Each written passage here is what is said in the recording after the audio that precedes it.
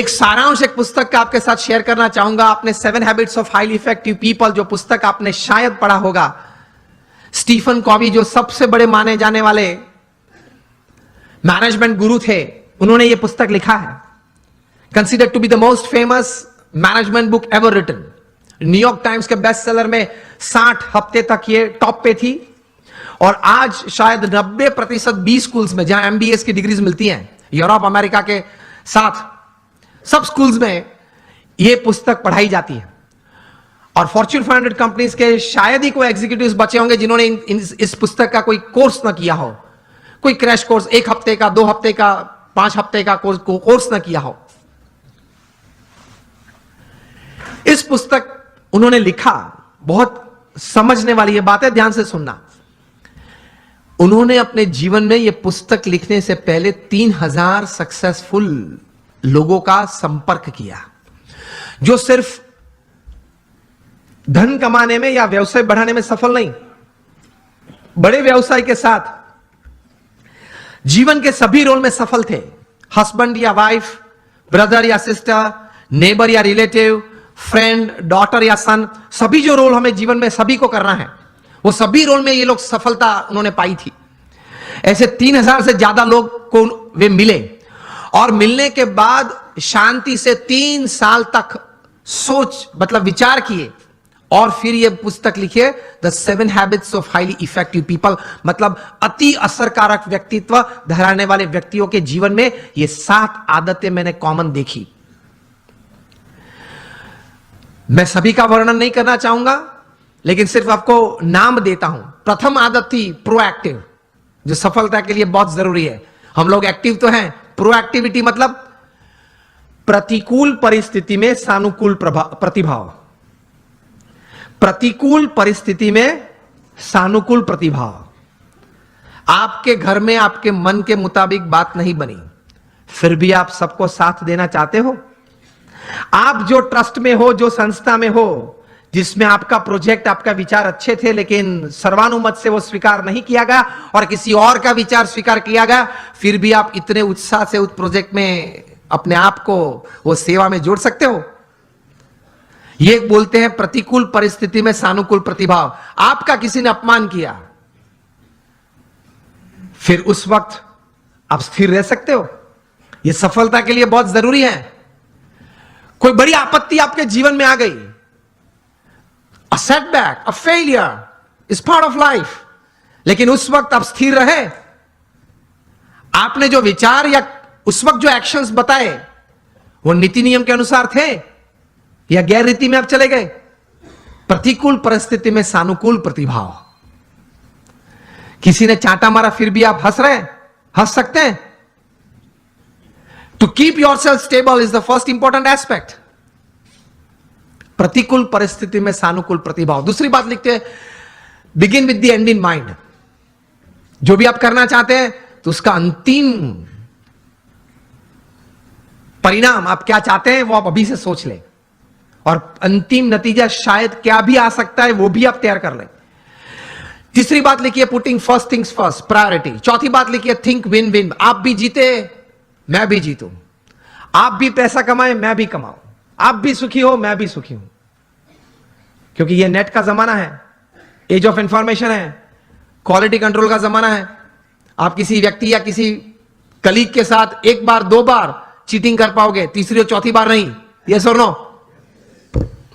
Think win win. मैं जिसके साथ धंधा करता हूं वो भी जीते, मैं भी जीतूं। वो भी सुखी हो, मैं भी सुखी हूं, दोनों कमाए। 5वीं बात लिखी थी, seek first to understand and then to be understood. ये मिलियनर यूथ समृद्ध जीवन के लिए ये आदत बहुत जरूरी है। Seek first to understand and then to be understood. आप पहले वो व्यक्ति को समझने का प्रयत्न करें, फिर वो व्यक्ति मुझे समझे, ऐसी अपेक्षा रखे। हमारी बात यह होती है कि देख तू मेरा सुन, पहले तू मेरी बात सुन। ये स्टीफन कॉवी लिखते हैं, ये 3000 सक्सेसफुल पीपल के जीवन में यह आदत थी। पहले वे सामने वाले व्यक्ति को शांति से सुनते थे। कभी हम सुनते हैं तो उसके पीछे हमारा विचार यह रहता है कि इसको उत्तर क्या दूं।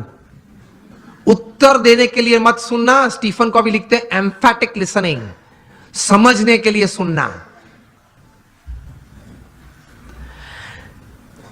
5 आदतें हुई। 6 लिखते हैं सिनर्जी। एनर्जी तो हम सब समझते हैं, मतलब आगे ऐसा लगता है। सिनर्जी मतलब 2 या 2 से ज्यादा व्यक्ति जब साथ में आते हैं, कुछ काम करने का निर्णय लेते हैं, काम करना शुरू करते हैं, मतभेद हो जाते हैं, कभी मनभेद भी हो जाते हैं, फिर भी साथ रहने का निश्चय करते हैं, साथ रहते हैं और चर्चा करते हैं, कॉमन मिनिमम प्रोग्राम डिसाइड करते हैं, कॉमन मिनिमम प्रोग्राम के लिए अपनी एनर्जी रिसोर्सेज अंदर डालते हैं, एक परिणाम पैदा करते हैं और परिणाम का आनंद लेते हैं, उसी आनंद में दूसरा काम करने का तैयार करते हैं, उसको सिनर्जी बोलते हैं। ये सिनर्जी के साथ काम करना वो आपको समृद्ध बनाएगा। लेकिन हमारी विचारधारा और आदत ऐसी है, 1 इंडियन इक्वल टू 3 जापानीज। एक भारतीय, उसमें इतनी ताकत होती है, 3 जापानीज जो काम कर सकते हैं वो एक भारतीय कर सकता है। 1 Indian equal to 3 Japanese, 2 Indians equal to 1 Japanese. अब पता चला, जब 2 भारतीय साथ में आते हैं ना, तब सम टूटता है। मेरे हिसाब से करना है, वो बोले मेरे हिसाब से करना है, तो फिर दोनों की शक्ति साथ में आती है तो भी कितनी बन जाती है? एक जापानीज जैसी। And 3 Indians equal to 0। 3 साथ में आ जाते हैं तो 0 बन जाता है। और 7th हैबिट लिखते हैं शार्पन योर सॉ। मतलब आपको अगर if you want to cut a tree by a saw, तो you have to sharpen it. तो your saw, your physical saw, you have to keep exercises, mental saw, you have to keep good reading and thinking good, your emotional saw, that is you have to have the right type of feelings, and your spiritual saw. इसमें Stephen Covey लिखते हैं कि connect with your creator through prayers every day. आप अपने सर्जनहार के साथ संबंध नित्य रखना प्रार्थना के रूप से। ये 3000 सफल व्यक्ति के जीवन में उन्होंने भगवान के प्रति श्रद्धा दृढ़ देखी। ये सफलता का बहुत बड़ा कारण है, क्योंकि जीवन में ऐसे प्रसंग बनेंगे जब आपके मोबाइल में 500 नंबर होंगे, किसको फोन करूं वो प्रश्न आ जाएगा।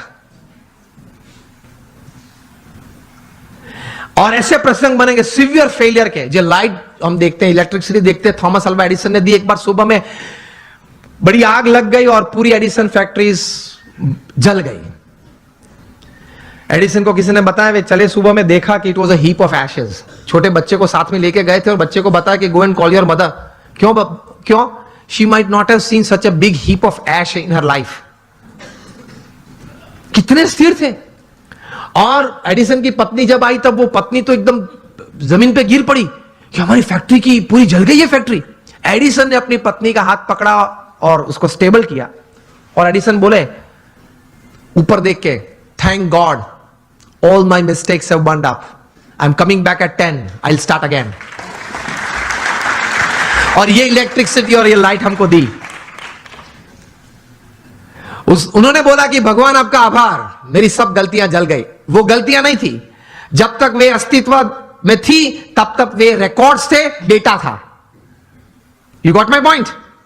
जब तक वो पेपर्स थे, जब तक फैक्ट्री जल नहीं गई थी, लेबोरेटरी थी, तब तक वो सब क्या था? रिकॉर्ड्स और डेटा था। एक बार जल गई, यहां अभिगम बदल दिया, गलतियां थी, जल गई, I will start afresh. He did it and he give this. ये कहां से इतना बल आता है इस परिस्थिति में? प्रमुख स्वामी महाराज का संकल्प था कि लंदन में एक भव्य शिखरबद्ध मंदिर करना है। हैरो वहां एक एरिया है, वहां हमने जमीन भी ली, लेकिन नेबरहुड में सबने ये प्रश्न उठाया कि ये लोग 12 बजे तक घंट बजाएंगे, आरती करेंगे, तो हमारी प्राइवेसी डिस्टर्ब हो जाएगी। अब ऐसा तो करते नहीं हम, लेकिन वहां एक सिग्नेचर कैंपेन होता है, वो भी एक part of the legal process है।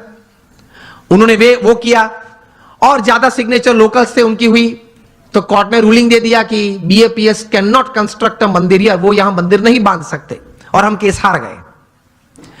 प्रमुख स्वामी महाराज बड़ौदा में थे और बोर्ड ऑफ ट्रस्टीज ने फोन किया वहां लंदन से कि स्वामी जी हम केस हार गए। प्रमुख स्वामी महाराज के साथ हमारे बड़े सदगुरु संत पूज्य विवेक सागर स्वामी थे। उन्होंने ये प्रसंग प्रत्यक्ष देखा। प्रमुख स्वामी महाराज के चेहरे पे एक व्रिंकल भी नहीं फरी। प्रथम वाक्य वे बोले, जैसी भगवान की इच्छा। दूसरा वाक्य वे बोले कि हमने तो अपना पुरुषार्थ सही भावना से किया था, अब परिणाम जो भगवान की इच्छा है वो हम स्वीकार लेंगे। और तीसरा वाक्य बोले कि हमने तैर किया था, वो मंदिर तो करना है, और कोई जगह ढूंढना चालू कर दो, मंदिर तो जरूर बनाएंगे। और बनाया, और रीडर्स डाइजेस्ट ने 95 में जब प्रतिष्ठा हुई तब लिखा, it is the 8th wonder of the world. शायद आप लोगों ने किसी ने वो मंदिर देखा होगा निजदन में, it is the 8th wonder of the world. तो ऐसे महापुरुषों के जीवन में से ये बात सफलता के लिए सीखनी है, जब सेटबैक आए जीवन में, कोई फेलियर आए, कोई ऐसी परिस्थिति खड़ी हो जाए, तब ये इंट्रोस्पेक्शन करना कि मैंने अपनी बुद्धि के अनुसार पूरा पुरुषार्थ किया था, हां, तो अब भगवान की इच्छा, जो परिणाम आए वो मुझे स्वीकार है, लेकिन अब जो परिस्थिति है उससे बाहर निकलना है, और जो तैर किया वो करना तो है ही।